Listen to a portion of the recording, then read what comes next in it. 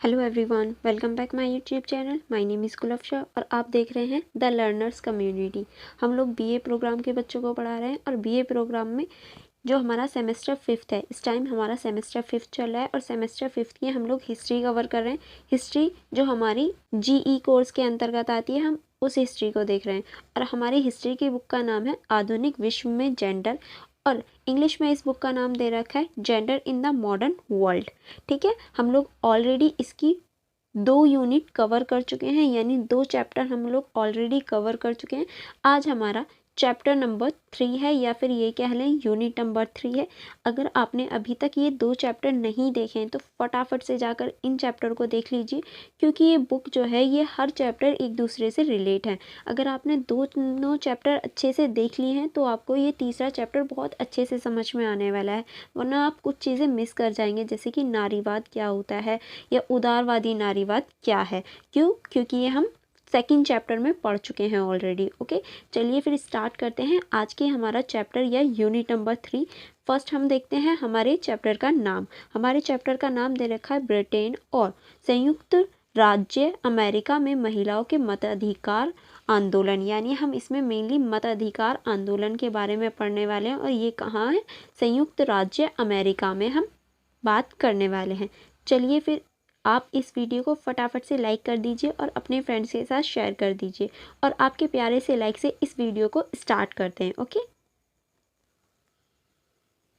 हमारे चैप्टर की शुरुआत होती है उदारवादी नारीवाद से। चलिए फिर इसको स्टार्ट करते हैं। उदारवादी नारीवाद एक प्रकार का नारीवाद है जो व्यक्तिवाद और समानता का उदारवादी मान्यताओं के आधार पर महिलाओं के अधिकारों की वकालत करता है। उदारवादी नारीवाद मानते हैं कि सभी लोग, पुरुष और महिलाएं समान हैं और उन्हें समान अधिकार और अवसर प्रदान होनी चाहिए। वह पितृसत्ता और महिलाओं के खिलाफ भेदभाव के ये सभी रूपों का विरोध करते हैं। यानी जो उदारवादी लोग हैं या उदारवादी नारीवाद है वो नारियों के अधिकार की बात करते हैं और पुरुष और स्त्रियों को समान मानते हैं और पितृसत्ता और महिलाओं के खिलाफ होने वाले भेदभाव का विरोध करते हैं। ओके, उदारवादी नारीवाद के कुछ प्रमुख सिद्धांत हैं। अब वो कौन कौन से प्रमुख सिद्धांत हैं चलिए देखते हैं। फर्स्ट है हमारा व्यक्तिवाद। व्यक्तिवाद के अंतर्गत क्या आता है, जो उदारवादी नारीवाद है वो पुरुष और महिला दोनों को ही एक व्यक्ति मानते हैं और उनकी स्वतंत्रता और आत्मनिर्माण का अधिकार रखते हैं, वो उनका मानना यह है। सेकंड है हमारा समानता। समानता के अंतर्गत ये मानते हैं कि पुरुष और महिला दोनों ही समान हैं और दोनों को समान अधिकार प्राप्त हैं। ठीक है, चलिए आगे बढ़ते हैं। आगे अब हमारा दे रखा है कानून। कानून समानता। कानूनी समानता का मतलब है कि कानून के सामने पुरुष और महिलाएं दोनों ही समान हैं, यही हमारी कानूनी समानता कहलाती है। फिर आता है हमारा शैक्षिक और आर्थिक समानता, यानी पुरुष और महिला दोनों को शैक्षिक और आर्थिक समानता मिलनी चाहिए, चाहे वो पुरुष हो या महिलाएं हो, दोनों को आगे बढ़ने और रोजगार का अधिकार होना चाहिए। अब हमारा नेक्स्ट है राजनीतिक भागीदारी, यानी पुरुष और महिला दोनों को ही राजनीति में भागीदारी लेने का अधिकार होना चाहिए। दोनों ही राजनीति में ही प्रतिनिधित्व हो सकते हैं और समानता प्राप्त कर सकते हैं। ठीक है, अब आगे चलते हैं। आगे अब हमारा दे रखा है उदारवादी नारीवाद के कुछ प्रमुख लक्ष्य। अब इनके क्या लक्ष्य हैं। पहला है हमारा महिलाओं को मताधिकार प्रदान करना, यानी उन्हें अधिकार प्रदान करना, मताधिकार। सेकंड है हमारा महिलाओं को शिक्षा और रोजगार के समान अवसर प्रदान करना, यानी शिक्षा और रोजगार में बढ़ोतरी करना। थर्ड है हमारा महिलाओं के खिलाफ भेदभाव के सभी रूपों को समाप्त करना, यानी जितने भी भेदभाव होते हैं उनको समाप्त करना। फोर्थ है हमारा महिलाओं को राजनीति में समान प्रतिनिधित्व प्रदान करना, यानी महिलाओं को राजनीति में भी आगे बढ़ाने का प्रयास करना। उदारवादी नारीवाद ने महिलाओं के अधिकारों के लिए कई महत्वपूर्ण उपलब्धियां हासिल की हैं। उदाहरण के लिए उदारवादी नारीवाद ने महिलाओं के मताधिकार प्रदान करने के लिए अभियान चलाए हैं, यानी मताधिकार के लिए बहुत ज़्यादा संघर्ष किए हैं, जो कई देशों में सफल भी हुए हैं। ठीक है, उदारवादी नारीवादों की वजह से ही महिलाओं को वोट देने का अधिकार प्राप्त हुआ है। नेक्स्ट है हमारा उदारवादी नारीवाद ने महिलाओं के लिए शिक्षा और रोजगार के समान अवसरों को बढ़ाने के लिए काम किया है, यानी इसने शिक्षा और रोजगार को बढ़ाने का काम किया है। हाल के वर्षों में उदारवादी नारीवाद ने महिलाओं के सामने आने वाले नए मुद्दों पर ध्यान केंद्रित किया, जिसमें यौन उत्पीड़न, घरेलू हिंसा और यौन शोषण जैसे मुद्दे शामिल हैं। उदारवादी नारीवाद इन मुद्दों के खिलाफ कार्रवाई करने और महिलाओं को सुरक्षित और स्वायत्त जीवन जीने में मदद करने के लिए काम करते हैं। यानी जो उदारवादी नारीवाद है, उन्होंने जो हाल के मुद्दे हैं उन पर आवाज़ उठाना शुरू किया है, जिसमें कि यौन उत्पीड़न, घरेलू हिंसा और जो हमारे यौन शोषण होते हैं वैसे मुद्दे हैं, और उनको जागरूक करना और उनके खिलाफ एक्शन लेने का कार्य शुरू किया है, जो वो कि महिलाओं को समान सुरक्षा प्रदान करता है और उन्हें भी जीवन जीने का अधिकार प्रदान करता है। अब देखिए, भारत में उदारवादी नारीवाद ने महिलाओं के अधिकारों के लिए ये महत्वपूर्ण उपलब्धियां हासिल की। उदाहरण के लिए, उदारवादी नारीवाद ने भारतीय संविधान में महिलाओं को समान अधिकार और अवसर प्रदान करने के लिए अभियान चलाए। उन्होंने महिलाओं के लिए शिक्षा और रोजगार के समान अवसरों को बढ़ावा देने के लिए भी काम किया। यानी भारत में भी उदारवादी नारीवाद ने एक महत्वपूर्ण भूमिका निभाई और महिलाओं को भारतीय संविधान में मतदान का अधिकार दिलाने के लिए और उन्हें रोजगार में आगे बढ़ाने के लिए भी प्रयास किया, ताकि महिलाओं को आगे बढ़ाया जा सके। ठीक है, अब नेक्स्ट चलते हैं। नेक्स्ट है हमारा, हाल के वर्षों में भारतीय उदारवादी नारीवाद ने महिलाओं के सामने आने वाले नए मुद्दों पर ध्यान केंद्रित किया।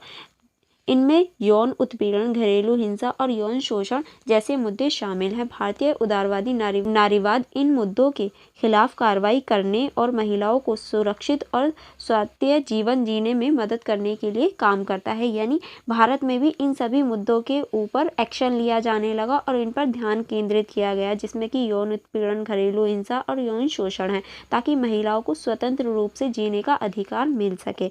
कुछ प्रमुख उदारवादी नारीवाद विचारक निम्नलिखित हैं, यानी कुछ विचारक दे रखे हैं जो उदारवादी नारीवाद के एक बहुत अच्छे उदाहरण के रूप में या उनके जो विचारक होते हैं उनके रूप में हम उन्हें देख सकते हैं। पहला है मैरी वोल्ड-स्टुअर्ट-क्राफ्ट, दूसरे हैं जॉन स्टुअर्ट मिल, तीसरे हैं बिट्टी फ्रीडन और चौथे हैं हमारे कैरोल पैटमैन, जो कि वर्तमान समय में भी हैं। ठीक है, चलिए फिर आगे बढ़ते हैं। अब आगे हमारा दे रखा है ग्रेट ब्रिटेन में मताधिकार आंदोलन, एक उदारवादी नारीवादी दृष्टिकोण। यानी ग्रेट ब्रिटेन में मताधिकार आंदोलन कैसे शुरू हुए, चलिए फिर इसको स्टार्ट करते हैं। ग्रेट ब्रिटेन में महिला मताधिकार आंदोलन एक लंबी और कठिन लड़ाई थी जो 50 से अधिक वर्षों तक चली। यानी 50 साल से अधिक वर्षों तक चली। यह आंदोलन उदारवादी नारीवाद के सिद्धांत पर आधारित था। मानना था कि सभी लोग, पुरुष और महिलाएं समान हैं और उन्हें समान अधिकार और अवसर प्राप्त होने चाहिए। उन्होंने पितृसत्ता और महिलाओं के खिलाफ भेदभाव के ये सभी रूपों का विरोध किया। यानी उदारवादी नारीवाद जब था हमारा ग्रेट ब्रिटेन में, तो उसने महिलाओं के अधिकारों की बात की और पुरुष और महिलाओं को समान रखने की बात की, और जो पितृसत्ता है उसको ख़त्म करने का प्रयास किया गया ग्रेट ब्रिटेन में, ताकि महिलाओं को भी समान अधिकार मिल सकें। शांतिपूर्ण अभियान, अब देखिए 2 टाइप से अभियान चले, एक तो बलपूर्वक, एक शांतिपूर्वक। तो पहले हम शांतिपूर्वक अभियान जो चले उनको देखते हैं कि शांतिपूर्वक क्या क्या हुआ।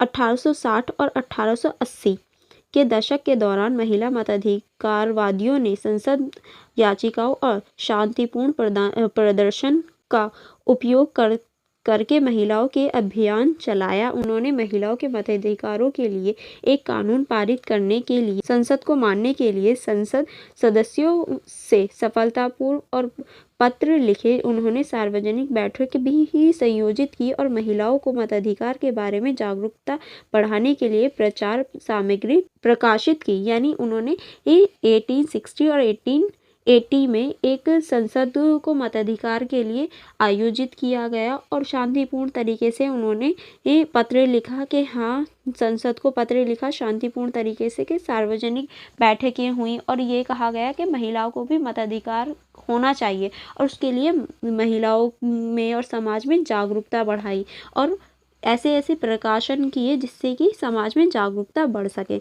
उदाहरण के लिए 1866 में मिसेज पॉलिना वॉटसन संसद में महिला मताधिकार के लिए एक याचिका प्रस्तुत की, जिसमें 1550 हस्ताक्षर शामिल थे। 1967 में जॉन स्टुअर्ट मिल ने एक मॉडल याचिका प्रकाशित की जिसका उपयोग महिला मताधिकारवादियों ने अपने अभियान में किया। 1869 में महिलाओं को नगरपालिका चुनाव में वोट देने का अधिकार हुआ। यानी शांतिपूर्ण अभियान चलाने का लास्ट में ये निष्कर्ष निकला कि 1969 में महिलाओं को जो हमारा नगर पालिका होता है उसमें नगर पालिका के चुनाव में वोट देने का अधिकार हो गया, जिनमें जॉन स्टुअर्ट मिल की भी योगदान रहा, जो कि एक महत्वपूर्ण योगदान था। ठीक है, नेक्स्ट आगे चलते हैं। नेक्स्ट है हमारा हिंसक अभ्यारण। यानी हिंसक अभ्यारण क्या? 1890 के दशक में महिला मताधिकारवादियों ने हिंसक कृत्यों का उपयोग शुरू किया। उन्होंने सरकारी संपत्ति का नुकसान पहुंचाना और संसद सदस्यों को परेशान किया। उन्होंने भूख हड़ताल भी की, जिससे उन्हें जेल जाना पड़ा। यानी जो लोग थे वो भूख हड़ताल जैसी चीज़ों पर आ गए और हिंसक रूप से जो संसद के सदस्य थे उन्हें परेशान करना शुरू किया ताकि वो उनकी मांगों को पूरा कर लें। उदाहरण के लिए 1903 में एमेलीन पैनखास्टर ने महिला सामाजिक और राजनीतिक संघ WSPU की स्थापना की, जो एक उदारवादी मताधिकार संगठन था। WSPU ने सरकार की संपत्ति को नुकसान पहुंचाना, सार्वजनिक स्थानों पर हंगामा किया और संसद सदस्यों को परेशान किया। यानी जो हिंसक अभ्यारण चल रहा था उसके दौरान क्या हुआ, WSPU की स्थापना हुई, जो कि एक नुकसान पहुंचाने वाली संस्था थी जो सार्वजनिक जगहों पर हिंसा करती थी और सरकार की जो संपत्ति होती थी उसको नुकसान पहुंचाती थी ताकि सरकार उनकी बात सुन ले। अब चलिए आगे बढ़ते हैं। आगे अब हमारा दे रखा है प्रथम विश्व युद्ध और मताधिकार। यानी प्रथम विश्व युद्ध में जो हमारा मताधिकार था उसके बारे में पढ़ते हैं। प्रथम विश्व युद्ध के साथ मताधिकार को देख के, प्रथम विश्व युद्ध के दौरान महिलाओं ने युद्ध के प्रयास में महत्वपूर्ण भूमिका निभाई। उन्होंने सैनिकों के लिए कपड़े सिलने, अस्पतालों में काम करने और खाद्य और अन्य आवश्यक वस्तुओं की प्राप्ति करने में मदद की। युद्ध के बाद महिलाओं के मताधिकारों के लिए सार्वजनिक समर्थनों में वृद्धि हुई। यानी देखिए, महिलाओं ने प्रथम विश्व युद्ध में बहुत बड़ी भूमिका निभाई थी, जिसमें कि उन्होंने कपड़े सिलने के लिए, अस्पतालों में काम करना और खाद्य से रिलेटेड जितनी भी हमारी खाने पीने की वस्तुएं होती थी उनको बढ़ाने में एक महत्वपूर्ण भूमिका निभाई थी। जिसके बाद जो महिलाओं के मताधिकार के लिए सार्वजनिक समर्थन था वो बढ़ गया था युद्ध के बाद। उदाहरण के लिए 1914 में महिलाओं ने युद्ध के प्रयास में सहायता करने के लिए कई संगठनों का संगठन किया। इन संगठनों में शामिल हुई, यानी महिलाओं ने युद्ध के दौरान कई संगठनों में वो शामिल हुई 1914 के तहत। चलिए फिर वो कौन कौन से संगठन थे जिसमें महिलाएं शामिल हो रही थी देखते हैं। पहला है हमारा महिला सेना सेवा संघ, दूसरा है हमारा महिला युद्ध सेवा संघ, तीसरा है हमारा महिला एयरफोर्स सेवा। यानी इन तीनों में महिलाओं ने अपनी भागीदारी निभाई और इसमें सेना तक में महिलाएं आगे बढ़ रही थीं। इन संगठनों में लाखों महिलाओं ने काम किया और अपने युद्ध के प्रयास में महत्वपूर्ण योगदान दिया। यानी लाखों महिलाएं ऐसी थीं जिन्होंने इन संगठनों में भाग लिया और युद्ध में अपने देश की तरफ से लड़ी। मताधिकार अधिनियम पारित हुआ। यानी अब मताधिकार अधिनियम कब पारित हुआ? 1918 में संसद ने महिलाओं को मतदान का अधिकार देने वाले अधिनियम पारित किया। यानी 1918 में जाकर महिलाओं को जो मताधिकार देने वाला अधिनियम था वो जाके कहीं पारित हुआ। इस अधिनियम के तहत 30 वर्ष या उससे अधिक आयु की सभी महिलाओं को मतदान का अधिकार था। यानी जो हमारा 1918 का मतदान अधिनियम पारित हुआ था उसमें 30 वर्ष या उससे अधिक महिलाओं को वो मतदान देने का यानी वोट देने का अधिकार था। 1928 में महिलाओं के लिए मतदान की उम्र को घटाकर 21 वर्ष कर दिया गया है। यानी मतदान की उम्र को घटाकर 21 वर्ष कब कराया गया? 1928 को। अब आप बताइएगा कि मतदान की उम्र क्या है प्रेजेंट टाइम में। ठीक है, ये आपका होमवर्क क्वेश्चन है जो आपको कमेंट बॉक्स में लिखना है। चलिए फिर आगे बढ़ते हैं। उदारवादी नारीवाद का महत्व। अब उदारवादी नारीवाद का क्या महत्व है? ग्रेट ब्रिटेन में मताधिकार आंदोलन उदारवादी नारीवाद के सिद्धांत पर आधारित है। इसने उदारवादी नारीवाद के सिद्धांत के साबित किया। इसने दिखाया कि महिलाएं भी पुरुषों की तरह राजनीति में सक्षम हो सकती हैं। यानी जो उदारवादी नारीवाद है एक महत्वपूर्ण भूमिका निभाता है महिलाओं को आगे बढ़ाने के लिए और ये दिखाने के लिए महिला किसी भी क्षेत्र में जा सकती हैं, चाहे वो राजनीति का क्षेत्र हो या कोई भी क्षेत्र हो, उसमें महिला पुरुष के समान है।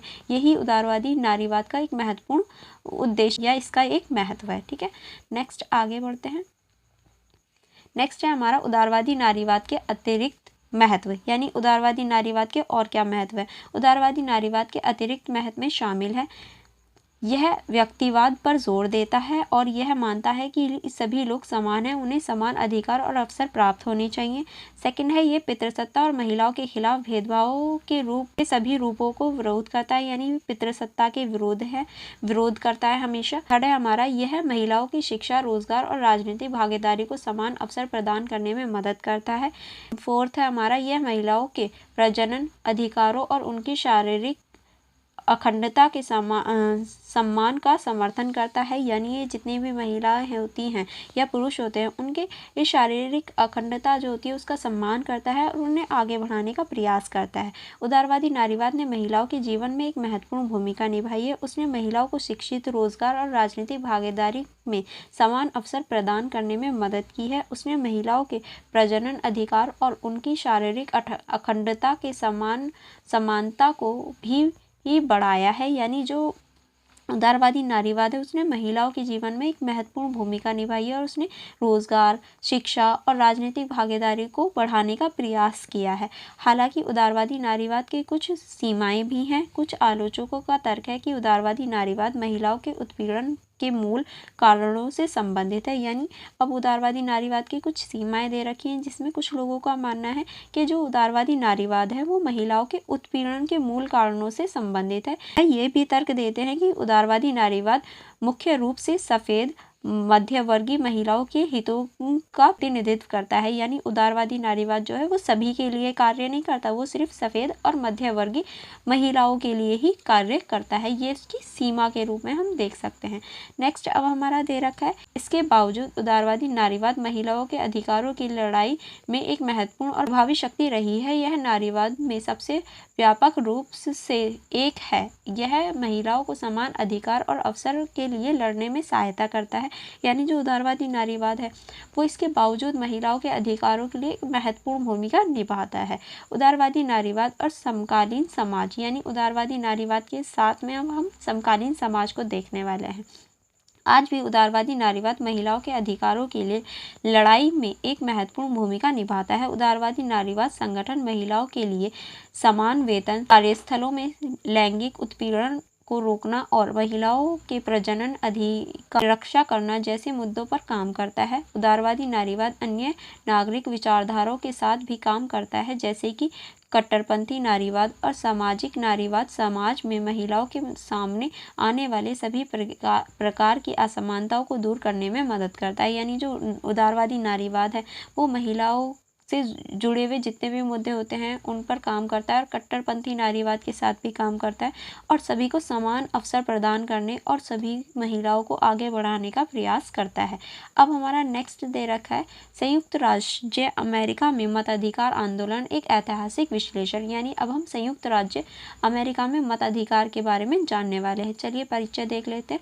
संयुक्त राज्य अमेरिका में मताधिकार आंदोलन एक लंबा और कठिन लड़ाई थी जो 19वीं शताब्दी की शुरुआत में से लेकर 1920 तक चली। यह आंदोलन उदारवादी नारीवाद के सिद्धांत पर आधारित था, जिसमें व्यक्तिवाद और समानता की मान्यता शामिल थी। उदारवादी नारीवाद का मानना था कि सभी लोग, पुरुष और महिलाएं समान हैं और उन्हें समान अधिकार और अवसर प्रदान होने चाहिए। उन्होंने उन्हें पितृसत्ता और महिलाओं के खिलाफ भेदभाव के रूप में विरोध किया। यानी जो उदारवादी नारीवाद है एक बहुत लंबा आंदोलन है और यानी कि संयुक्त राष्ट्र अमेरिका का जो मताधिकार आंदोलन है ये बहुत लंबा और कठिनाईपूर्ण आंदोलन है जो कि 19वीं शताब्दी में शुरू हुआ और 1920 तक चला। और उदारवादी नारीवादियों का मानना है कि पुरुष और महिलाएं दोनों ही समान हैं और दोनों को समान अधिकार होने चाहिए और ये इसी के खिलाफ, भेदभाव के खिलाफ ही आवाज़ उठाते हैं ताकि सभी को समान अवसर मिल सकें। नेक्स्ट है हमारा आंदोलन का इतिहास। महिलाओं के मताधिकारों के लिए आंदोलन 19वीं शताब्दी की शुरुआत में एक गुलामी के खिलाफ आंदोलन के दौरान शुरू हुआ था। लुकेटिया मोट और एलिजाबेथ कैनेडी स्टेन जैसी महिला नेता गुलामी विरोधी ताकतों में शामिल हो गई और इस बात पर सहमत हुई कि महिलाओं और दासों के अधिकारों के लिए लड़ने की जरूरत है। यानी कि जो महिला मताधिकार आंदोलन है उसकी शुरुआत 19वीं सदी में हुई, जो कि गुलामी और वोट के अधिकारों के लिए शुरू हुआ, जिसमें बहुत ज़्यादा महिलाएं जुड़ी और उन्होंने ये महसूस किया कि महिलाओं के लिए और दासों के लिए अधिकारों के लिए लड़ना आवश्यक है। सेनेका फॉल्स कन्वेंशन 19 से 20 जुलाई 1848 में एक घोषणा पारित की गई, जिसमें महिला मताधिकार और शिक्षा और रोजगार के अवसरों के लिए महिलाओं के अधिकारों के लिए कहा गया था। एलिजाबेथ कैनेडी स्टेटन और सुसान बी एंथोनी ने एक साथ अमेरिकी मताधिकार आंदोलन का नेतृत्व किया। यानी हमारा 1848 में ये कहा गया कि महिलाओं के लिए मताधिकार और शिक्षा और रोजगार का अवसर होना चाहिए, ये अधिकार बनाया गया और इन दोनों महिलाओं ने मिलकर अमेरिका में मताधिकार आंदोलन नेतृत्व किया ताकि मताधिकार आंदोलन महिलाओं के लिए आगे बढ़ाया जा सके और उन्हें मताधिकार दिया जा सके। नेक्स्ट है हमारा रणनीतियाँ और चुनाव। पहले मताधिकार ने विभिन्न राज्यों के संविधानों में संशोधन लाने की रणनीतियां अपनाई। व्योमिंग के क्षेत्र ने 1869 में सभी चुनावों में महिलाओं को वोट देने का अधिकार दिया, लेकिन जल्द ही यह स्पष्ट हो गया कि संघीय संविधान का संशोधन एक बेहतर योजना होगी। यानी पहले मताधिकार जो आंदोलन हो रहे थे उन्होंने संविधान में संशोधन करने के लिए रणनीतियां बनाई और मजबूर किया, और व्योमिंग जो क्षेत्र था उसमें सबसे पहले 1869 में सभी इस चुनावों में महिलाओं को वोट देने का अधिकार मिला और ये साबित हुआ कि ये जो डिसीजन था ये बिल्कुल ठीक था, यानी महिलाओं को भी वोट देने का अधिकार होना चाहिए। इसके लिए 1869 में संविधान में संशोधन द्वारा महिलाओं के लिए मतदान के अधिकारों को सुरक्षित करने के उद्देश्य के साथ स्टेटन और एंथोनी के नेतृत्व में राष्ट्रीय महिला मताधिकार एसोसिएशन का संगठन हुआ। यानी एक एसोसिएशन भी बनाई गई जिसमें मताधिकारों के लिए बात की गई और महिलाओं के ऊपर भी चर्चा की गई ताकि महिलाओं को आगे ले जाया जा सके। नेक्स्ट है हमारा 1869 में विभिन्न राज्यों के संविधानों में संशोधन करके महिलाओं के मतदान अधिकारों को सुरक्षित करने के उद्देश्य से एक अन्य संगठन अमेरिकी वुमेन स्वेच एसोसिएशन की स्थापना और नेतृत्व लूसी स्टोन द्वारा किया गया था। 1890 के दोनों संगठन नेशनल अमेरिकी वुमेन सफरेज एसोसिएशन के नाम से एकजुट हुए और लगभग 30 वर्ष तक एक साथ काम किया। यानी ये दोनों ही एसोसिएशन एक साथ मिल गए और इन्होंने 30 वर्ष तक काम किया ताकि महिलाओं को चुनाव में वोट देने का अधिकार होता है वो मिल सके और महिलाएं भी आगे बढ़ सके। आंदोलन के लिए कई चुनौतियां थी, सबसे बड़ी चुनौतियां पुरुष विरोध थे। यानी इस आंदोलन की बहुत ज़्यादा चुनौतियाँ भी थी जिसमें सबसे पहला जो था वो पुरुष थे। पुरुष कैसे? पुरुष लोग जो थे वो नहीं चाहते थे कि महिलाएं आगे बढ़े। उनका मानना था कि महिलाएं सिर्फ घर में रहनी चाहिए और परिवार की देखभाल के लिए होनी चाहिए, ना कि वोट देने के लिए। और दूसरी चुनौती थी कि आंदोलन के भीतर मतभेद था। कुछ महिलाएं मताधिकारों को पुरुषों के समान का एक प्रतिनिधित्व मानती थी। यानी कुछ महिलाओं का मानना था कि जो मताधिकार है वो पुरुषों के समान एक प्रतिनिधित्व का ही प्रतिनिधित्व है, जबकि अन्य महिलाएं मताधिकारों को महिलाओं के लिए अलग अलग अधिकारों के प्राप्त करने का एक तरीका मानती थी। यानी कुछों का मानना था कि जो मताधिकार है वो महिलाओं के अलग अलग अधिकारों पर आधारित है। ठीक है, नेक्स्ट अब हम चलते हैं। नेक्स्ट है 19वां संशोधन। प्रथम विश्व युद्ध के दौरान महिलाओं ने युद्ध के प्रयास में महत्वपूर्ण भूमिका निभाई। उन्होंने सैनिकों के लिए कपड़े सिलने, अस्पतालों में काम करने और खाद्य जैसी सामग्रियों को पहुंचाने और इसमें बहुत ज़्यादा महत्वपूर्ण भूमिका निभाई थी। किसने? महिलाओं ने। 1980 में संयुक्त राष्ट्र कांग्रेस ने 19वां संशोधन को पारित किया जिसमें महिलाओं को मतदान का अधिकार दिया गया। यानी 1918 में संयुक्त राष्ट्र अमेरिका की कांग्रेस ने संशोधन पारित किया जो 19वां संशोधन था जिसमें महिलाओं को वोट देने का अधिकार दिया गया। ठीक है, और 18 अगस्त 1920 को टेनेसी संशोधन की पुष्टि करने वाला 36वां राज्य बन गया। यानी टेनेसी में ये 36वां राज्य था जिसमें ये संशोधन किया गया था। 26 अगस्त 1920 में 19वीं संशोधन को राज्य के सचिव द्वारा संयुक्त राज्य अमेरिका के संविधान का हिस्सा घोषित किया गया, यानी 26 अगस्त 1920 को ये संविधान का एक हिस्सा बना दिया गया। ये जो संशोधन था जिसमें महिलाओं को वोट देने का अधिकार मिल चुका था। संयुक्त राज्य अमेरिका में महिलाओं और पुरुषों के साथ समान आधार पर मतदान का अधिकार मिल गया। ठीक है, अब देखते हैं 19वां संशोधन की विरासत। अब इसकी क्या विरासत थी? 19वां संशोधन एक ऐतिहासिक उपलब्धि थी जिसमें संयुक्त राज्य अमेरिका में महिलाओं का मतदान का अधिकार दिया, जो लोकतंत्र में भागीदारी का एक मौलिक अधिकार था। 19वीं संशोधन ने महिलाओं को अपने राजनीतिक आवाज़ को खोजने और अपने भविष्य को आकार देने में मदद की। ठीक है, 19वीं संशोधन के पारित होने के बाद महिलाओं ने अमेरिकी राजनीति में सक्रिय रूप से भाग लेना शुरू किया। उन्होंने मतदान किया, उम्मीदवारों को समर्थन किया और चुनाव जीते।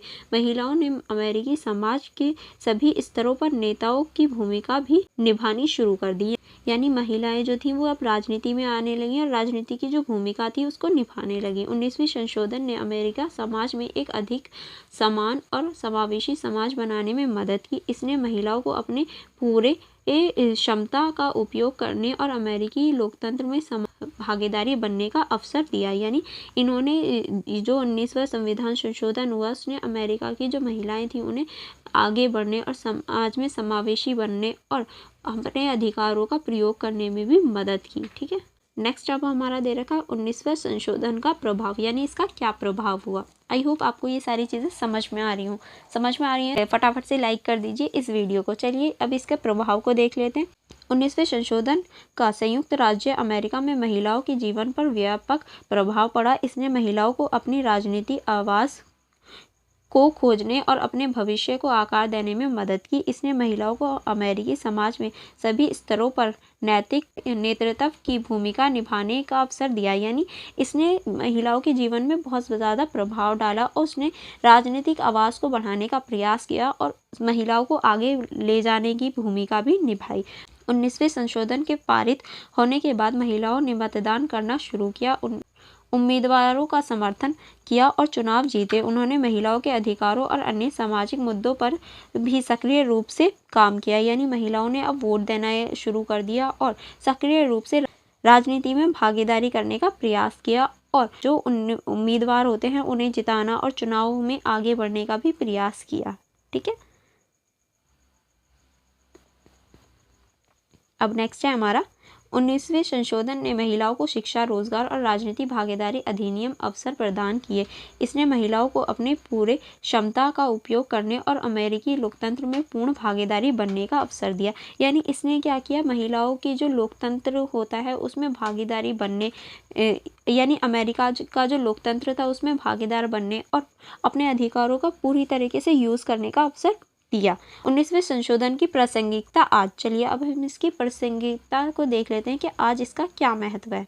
19वां संशोधन आज भी प्रासंगिक है। यह एक अनुस्मारक है कि महिलाओं को समान अधिकार और अवसर प्राप्त करने के लिए लड़ना चाहिए। यह अनुस्मारक है कि लोकतंत्र में भागीदारी सभी के लिए एक मौलिक अधिकार है, यानी ये हमें बताता है कि महिलाओं को अपने अधिकारों के लिए लड़ना चाहिए और लोकतंत्र में सभी के लिए समान भागीदारी होनी चाहिए।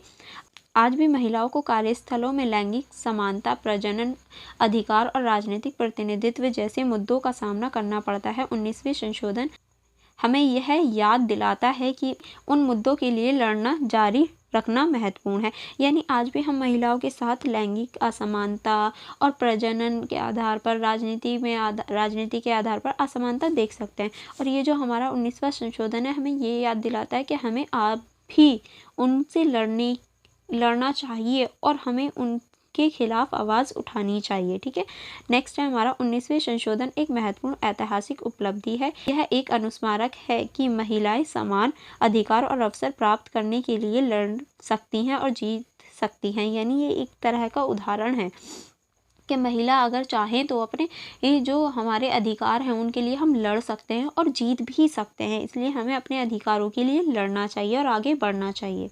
नेक्स्ट हमारा निष्कर्ष दे रखा है, यानी यहाँ हमारा चैप्टर फिनिश होता है। चलिए फिर इसके निष्कर्ष को देख लेते हैं। संयुक्त राज्य अमेरिका में मताधिकार आंदोलन एक लंबी और कठिन लड़ाई थी, लेकिन आखिरकार यह सफल हुई। 19वीं संशोधन के पारित होने के बाद महिलाओं को मतदान का अधिकार मिल दिया और अमेरिकी समाज में एक अधिक समान और समावेशी समाज बनने में मदद की। यानी ये एक बहुत लंबी तो लड़ाई थी संयुक्त राष्ट्र अमेरिका में, लेकिन आखिरकार जो 19वां संविधान संशोधन था उसने मताधिकार के अधिकार को प्रदान किया और जो महिलाएं थीं उनकी जीत हुई और समाज में एक समावेशी समाज की स्थापना हुई, जो कि बहुत ज़्यादा ज़रूरी है। आई होप आपको ये पूरा चैप्टर समझ में आया होगा। अब नेक्स्ट हमारे कुछ इंपॉर्टेंट क्वेश्चन दे रखे हैं, चलिए मैं आपको शो करा देती हूँ, आप इनको रीड आउट कर लीजिएगा। और अगर आप चाहें तो हमारा जो ऐप है द लर्नर्स कम्युनिटी DUSOL, इसको डाउनलोड कर लीजिएगा। ये वहाँ पर भी आपको प्रोवाइड कराई जाएंगे, ये फ्री है, जो आपको प्ले स्टोर से मिल जाएगा। तो फटाफट से जाकर आप हमारे ऐप को भी डाउनलोड कर लीजिए, ओके, जहाँ आपको सारे नोट्स मिल जाएंगे और सारे क्वेश्चन भी मिल जाएंगे। अब यहाँ से हमारा ये सेकंड क्वेश्चन स्टार्ट हो रहा है, ठीक है। देन ये हमारा सेकंड क्वेश्चन चल रहा है, जो कि बहुत ज़्यादा इम्पॉर्टेंट है और चैप्टर से रिलेटेड है, जो मैंने ऊपर पढ़ाया है। और यहाँ हमारा क्वेश्चन नंबर 3 स्टार्ट हो जाता है, ठीक है। ये क्वेश्चन नंबर 3 है। यहाँ हमारा क्वेश्चन नंबर 3 पूरा हो जाता है। आई होप आपको ये वीडियो अच्छी लगी हो। अगर ये वीडियो अच्छी लगी हो तो आप फटाफट से इस वीडियो को लाइक कर दीजिए और शेयर करना मत भूलिएगा। और ऐसे ही मोर वीडियोस के लिए आप फटाफट से हमारे चैनल द लर्नर्स कम्युनिटी को सब्सक्राइब कर लीजिए और बेल आइकन को भी प्रेस कर लीजिए, ताकि मेरी जितनी भी अपकमिंग वीडियो हैं वो सबसे पहले आपको मिले और आप एक भी वीडियो मिस ना कर पाएँ और आप अपनी स्टडी को अच्छे से कर पाएँ। चलिए फिर करते हैं बाय बाय इस वीडियो को। Thank you for watching everyone. मिलते हैं नेक्स्ट वीडियो में।